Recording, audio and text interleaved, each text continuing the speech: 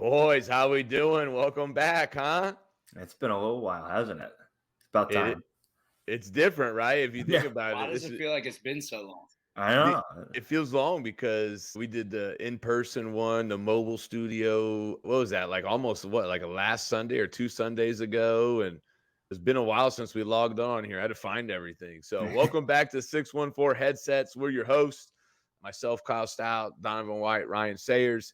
Hey, football is unconditional love. That's what Tom Brady said. That's what we believe in. We are under 30 days away, I believe, from the first football game, if I've been seeing the right stuff on the internet. This game's a lifestyle, and we're three football coaches from the Columbus area who just can't get enough of this game. Thank you, everybody, for joining back in. We got a really cool episode. Donovan, tell me what we're going to talk about today. I'm pretty excited about this one. So we'll do this and for offense. But today we're going over that all Columbus, all gas Columbus stars full defense, right? Giving our own takes position by position of who How are do you the. almost forget the gas? I know. I said all, and I'm like, oh yeah, it's all gas. Worth. Come on now, I got you there, Ryan. Don't worry. Yeah, what are you doing? it He's is. rusty. It is yours, just a little bit. It's a different kind of all gas. We're putting together a team here. We're not doing so many rankings or stuff like that. But we're gonna go over some of the top players in Columbus from our opinion of what we saw on tape. And I'll throw it out there now. I'm sure you guys agree. If anyone's listening, this is no shade against any player that we didn't talk about. There's a ton of great players out there in Columbus, all leagues, all schools, all divisions. So no shots to anybody right now, but just having some fun tonight. I agree. Like that, to me, if you think about it, like we're saying we're trying to represent 614 an area even just outside of it some, right? If you take the OCC, that's 4 divisions, right? City has 2, right, Ryan? Is there 2 main divisions in the City League? So you got 2 main divisions Yeah. there. North. And then you add in some of these on the outside. We're quickly talking like 50, 60, 70 plus teams easily. So it's really hard. And I'll preface it and say there was a lot of really good players that were thrown out to me when I hopped on social media. And I really want to appreciate everybody throughout the names. But I hopped on and some guys don't even have film. And maybe you are really a rising freshman or sophomore. And that's great. And you might be what could end up this season being one of the best. But it's hard for us to evaluate something when there's no film. There's no doubt there was some athletes that were thrown out. Or if I hop on the film and 85% of your 90% of your highlight is offensive stuff, it's hard to say that you're a main defensive guy. And you might be, I don't know. But yeah, so nobody take any slight to this. It doesn't mean anything against anybody. Just in this one quick little study this week as we try to create this all gas Columbus defense, this was what kind of stood out for kind of maybe some primarily defensive guys. But as we get started, I want to make sure we give a shout out to the sponsor of our show who's helping us bring this to you. Fundraising University of Ohio offers a variety of fundraising efforts that helps football teams run profitable, effective, and fast-paced fundraisers designed to raise the most money in the shortest amount of time to reach their fundraising goals. Fundraising University of Ohio is locally owned, operated, and with their 6-step blitz system will help your team maximize profits. As a current coach himself, Brent Maxwell with Fundraising University will sit down and help you pick, plan, strategize, and execute your fundraiser that will allow you as a coach to focus on your practice time, prep time, player development, and personal time. Fundraising University offers 60-minute donation platforms, digital and hard discount cards, and a popcorn sale, among any others. If you're interested in Fundraising University running a fundraiser for you, contact Brent Maxwell at bmaxwell@fundraisingtheletteru.net or 740-501-8946. It's not too late to get started to keep raising money to help your team this season. All right, so hit up Fundraising University. Donovan, let's go, man.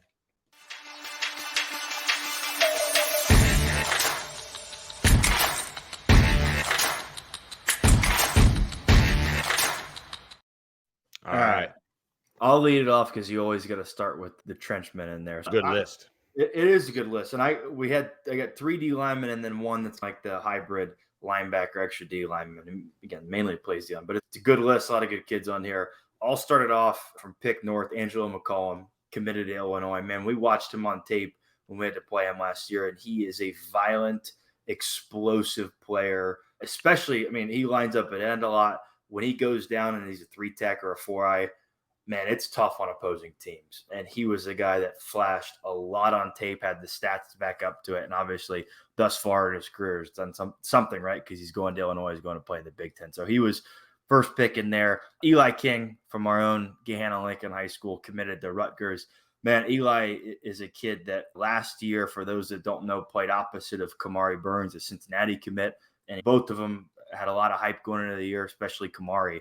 And Eli was just a kid that he started to develop as a pass rusher as D lineman. He's got it's weird to say, like a fluidity or a smoothness to his game, but when you watch his tape, there's just something smooth about the way he's able to rush off the edge against tackles or defend in the run game. And there were games that he just took over from various standpoints, pass rushing, stopping the run. So he was second pick on there.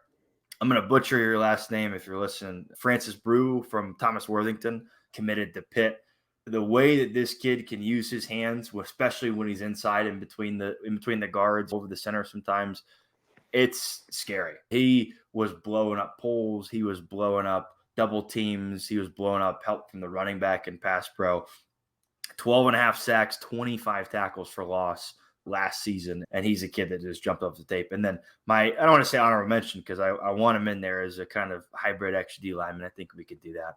Is Cameron Gwynn from DeSales. He's committed to Boston College. I think he's going to be a really good, like 2I, 3 tech at the college level. He's got that build where he's still got some speed. Don't know if he's tall enough to be like a DN in college, like Eli probably will be.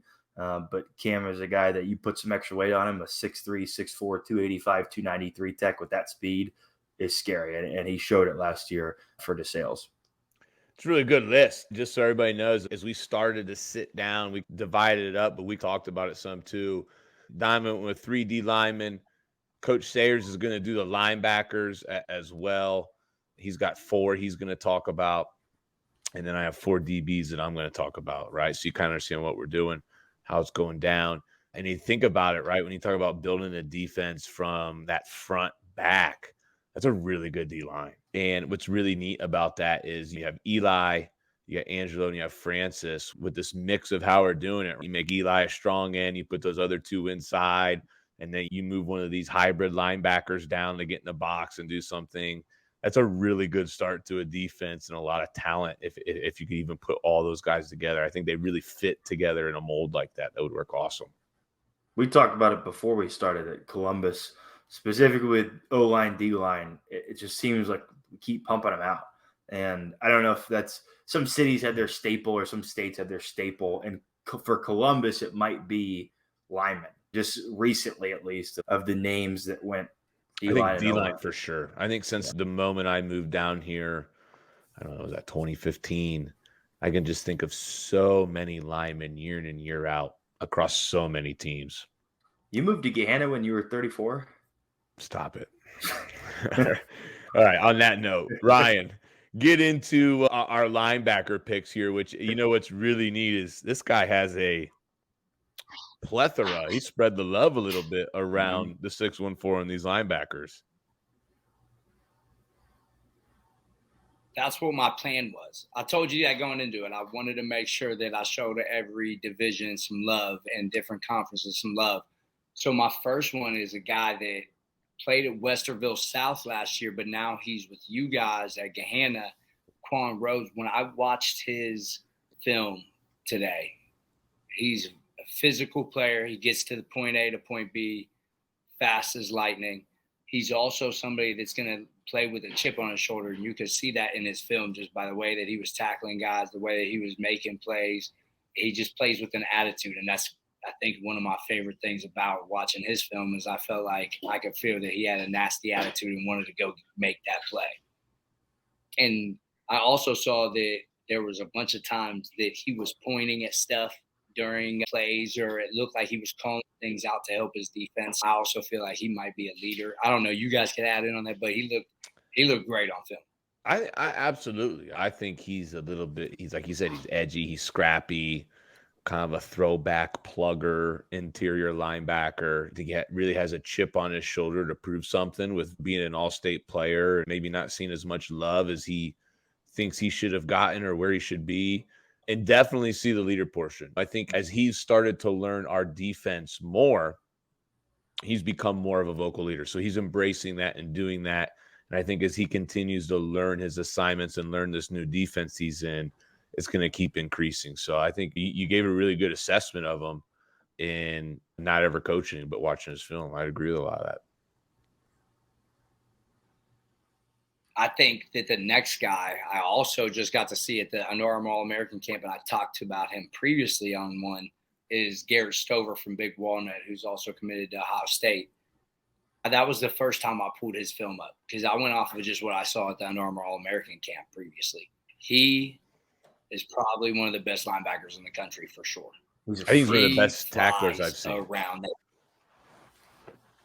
One of the best. He finds a way to square everybody up. I don't care what he's doing. He's going to find a way to square them up. And he also – and the other thing that I remember from the Under Armour camp is not only can he tackle and make plays, but he picks the ball off. He plays great in coverage. That's what he did a great job of at the Under Armour camp. He did a phenomenal job covering. Flies. Mm-hmm. It's a good squad over there. And then my next guy, though, they got a bunch. Who you text me about today from there? Is it Severs, the running back? I didn't know if he played a little bit of defense too. I think he could. I could be wrong, but I want to say he committed to Air Force. I could be wrong. I think that's what he did. I really look at when you look at that side of the OCC, and it's been like this for the last couple of years. It's really going to come down to Western South and them again. I think those two teams are the premier teams on that side of the OCC. And it was a really close game last time. I think it probably will be again. And they're going to know that game's going to decide probably that conference. No, for sure. I think that Big Walnut has done something special, obviously. They've gotten really good in the past. And that side of the OCC, too. And now Winchester does give a little bit of problems sometimes, though. They beat Big Walnut last year in the last game. But my next guy is from Bishop Hartley, Denham Cook. Look, this kid was only a sophomore last year. I think he was only a sophomore or he was a freshman, one of the two. But this dude is 6'4", 223. He already has 5 Division I offers. I seen his film. He had 106 tackles last year. 43 TFLs. Yeah, 43 TFL, 4 sacks as a sophomore at linebacker. That's an unbelievable amount of tackles and TFLs as a sophomore for Bishop Hartley because they play some good teams. And I feel like he's only going to get way better. He was a sophomore. It's a good-sized kid at that age. Yeah. Who wants to run through a gap when a 6'4", 225 sophomore is coming at you? In 2 years, what is he going to be bringing? When he's 6'4", 245, 2 years in the weight room, you're going to go, oh, get me away from that, man. Way faster, too. Yeah. It's just flies around. Great film, too. It was great film. And he, has a motor. That's one of the, things that I noticed about him is he's gonna run to the ball. You know what I mean? He has to keep that same energy, even though he was a sophomore last year. You got to play like you're a young guy trying to make a name for yourself still. And then the next guy is actually one of my guys. I just couldn't leave him off the board just because for the past 2 years he's done everything for my defense. He calls all our calls. He makes sure that everybody's aligned. I have some weak safeties or some other linebackers that might not know where they're supposed to be sometimes, and he'll tell them right before the play exactly what they're doing. And that's Kevin Bell Jr. And he was first team All City League last year, and then he was also honorable mention All District. But for him, he's just such a leader for us. And he plays O-line. He starts for us at offensive line as well. And he flies around. He led our team in tackles last year. He was our defensive MVP. And this year we're expecting him to just have a huge year and do everything for us again this year. Love it. But I try to show the love across all of the conferences. You did. It's tough, man. I got texted you guys all day. I'm like, this is hard. The concept of the episode sounded easy. Then the execution. It was a great day watching film, though. It was good to see people's film, and I loved it. So I've got the DBs. I also spread the love around a little bit. Like I said, I know there's a lot of younger 2026s coming up that have some offers and are real promising. So I tried to trickle the list down. Like for me, you had to have mostly a film that was mostly defense, that showed that you played a lot of defense last year. And then I tried to stick with some of these older proven players who there just was something to watch. You know what I mean? And so my first DB I went with is Michael Ezeram, I believe is how you say his last name, from Dublin Drum High School. Dublin Drum High School, phenomenal year last year. He's a Toledo commit. And every one of my guys, I'm going to give you a little 1 or 2 word description. All right. How did I view them when I got done watching their film? And Michael, to me, he's Mr. Versatility. Okay. What I really liked is he is that what colleges are asking for nowadays. He's a tall DB. He's physical. He showed really good cover skills. He also showed the ability to come down and make an impact in the run game, setting the edge.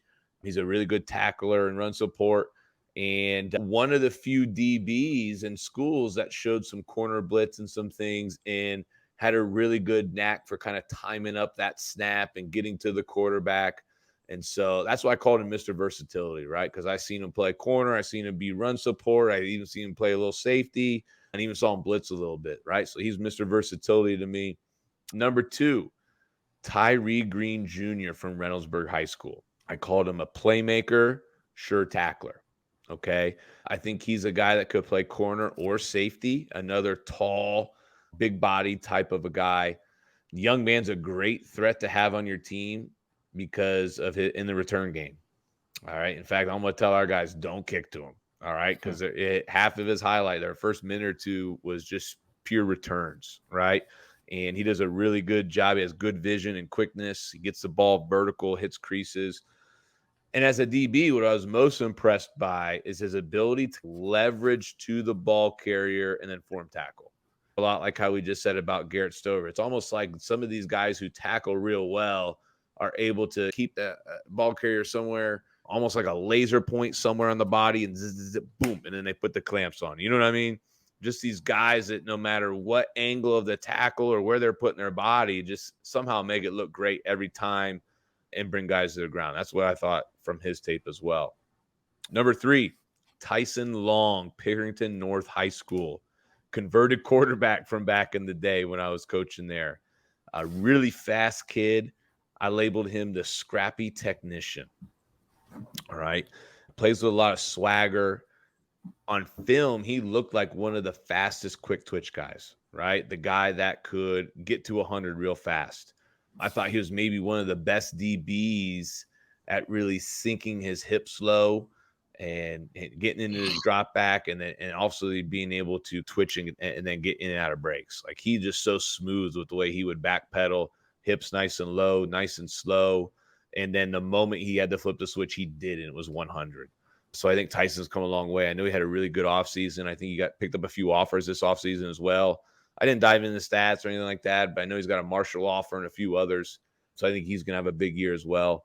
And then a late ad, my last one is Dante Veraso, I believe, or Veraso from Granville High School.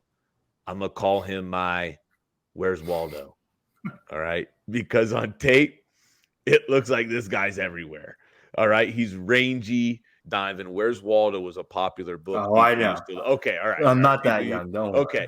So, you'd look around. Waldo was everywhere. That's Waldo. That's Waldo. To me, that's him. Man. That's Dante. Dante's Where's Waldo?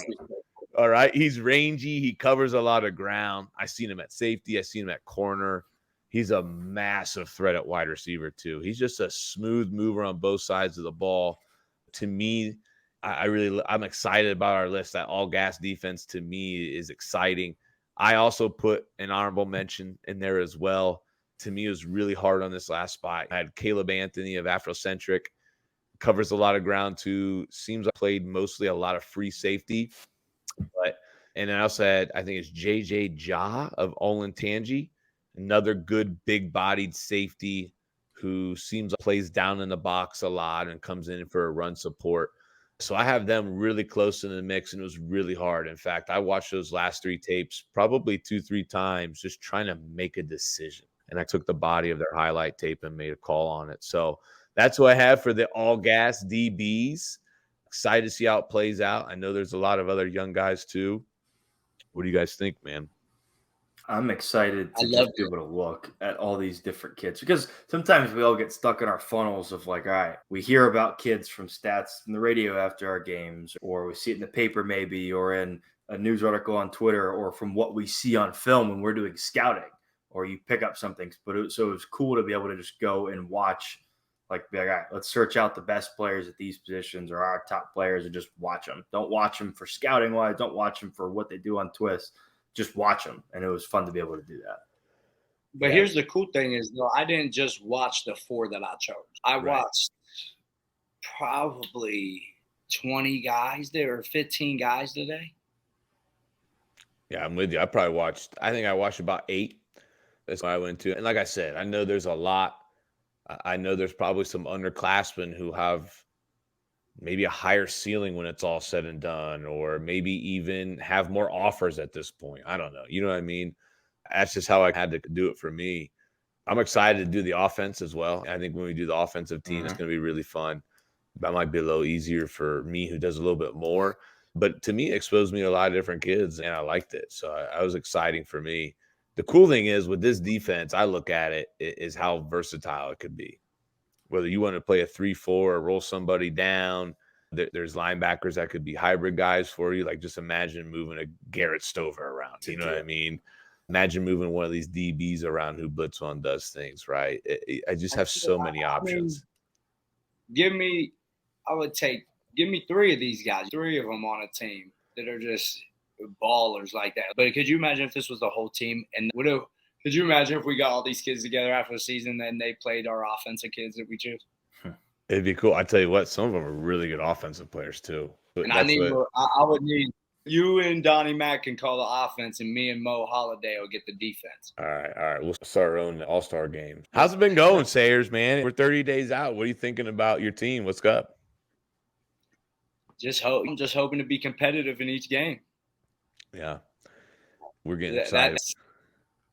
I don't know. Like, I've learned in the past that there's a lot of time from right now till August 18th, man. Like, there's a lot of things that can happen. No matter how many, like, we just had 3 great practices this week in a row.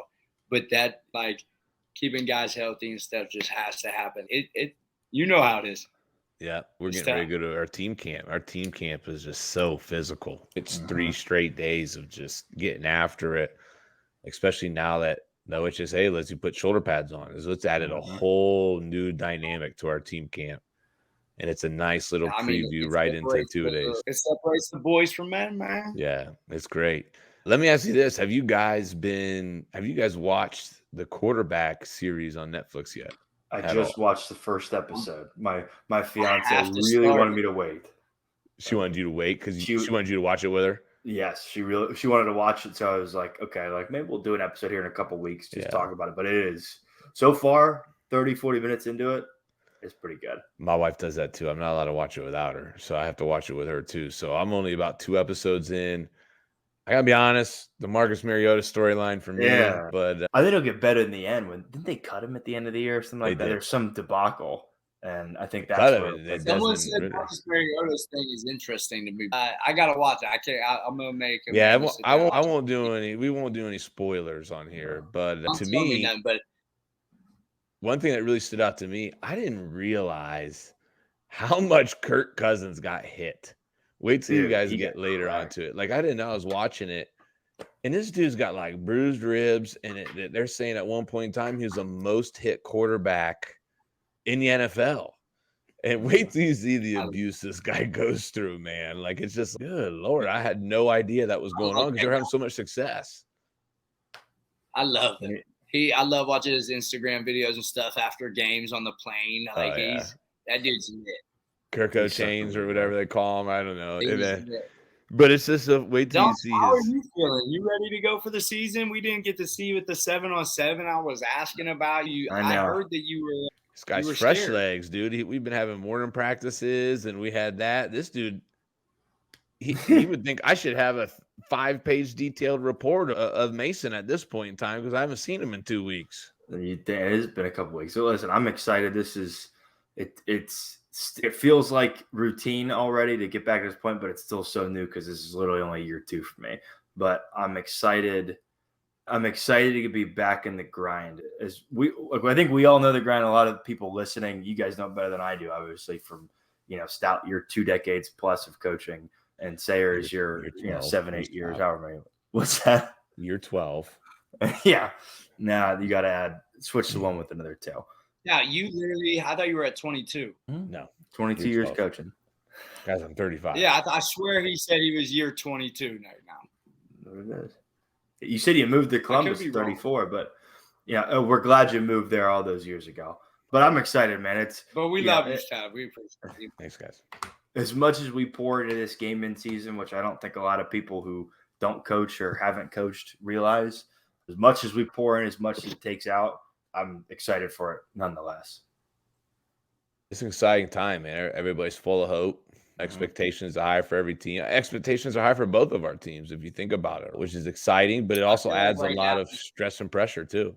It's also just the time of year, like it's starting to smell like football. Every day I walk out there, starting to feel a little bit more like football, right? And now we're seeing some shoulder pads coming out. You're like it feels like football. And then you look at the time right now, we're 2 weeks out from lining up across from somebody.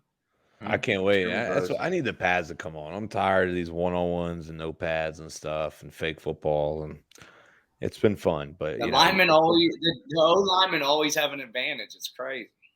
O-linemen have an advantage when the pads are on?